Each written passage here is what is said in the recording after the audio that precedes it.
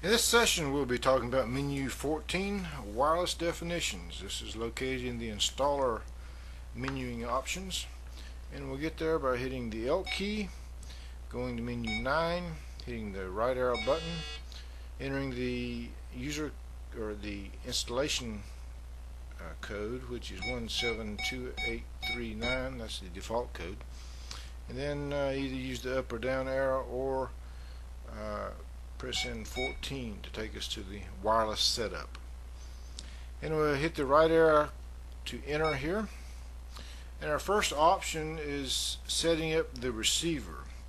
Now, the M1 uses the Caddx brand wireless receivers, which is the NX408E, which is 8 zones, the NX416E, which is 16 zones, or the NX448E, which is 48 zones. Let me emphasize the E on the end here. These are the new versions of the receivers. The older versions that did not have the E on the end of the part number will not work. There can only be one receiver currently connected to the M1, so you need to select either an 8, 16, or 48 according to what you need here. So we'll enter into this. Go into the program by hitting the right arrow key, and this now takes us into the receiver options here. The first option, if I hit the right arrow and we move the cursor over to our selection here, is the receiver size. This is how many zones on the receiver. If I go down to a 0 value here, that means it's an 8 zone receiver. If I go up, the value of 1 is a 16 zone receiver, and a value of 2 is a 48 zone receiver. So those are your 3 receiver size options.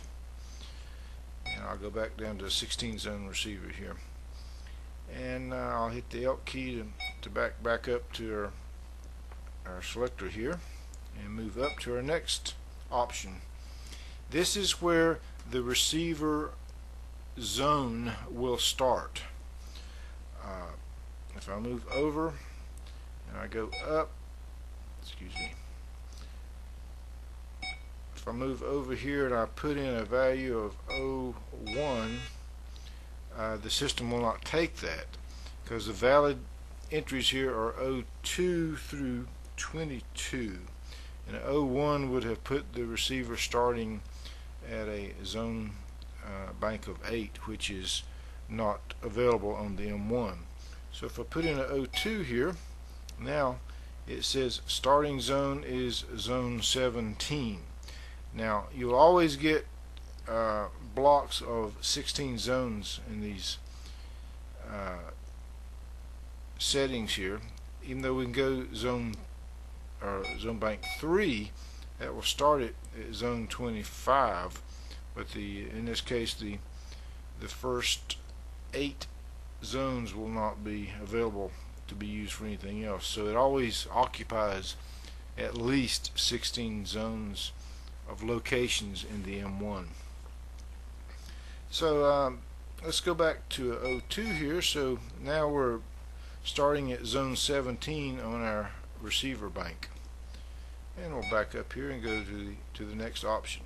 Next option is the number of hours on regular supervision. This is a non-fire alarm type supervision, and we recommend at least 4 hours, and you can go up to 255 hours if you'd like to here. That'd be moving the cursor over and then putting in your selection here. On fire alarm we would go 4 hours, but on burglar alarm we generally have 24 hours between a mandatory check-in of a transmitter. And we'll back up here and go to the next option. Next option is fire. By default it's set for 4 hours, so that this is a minimum by UL, or a maximum by UL for the transmitter check-in for fire.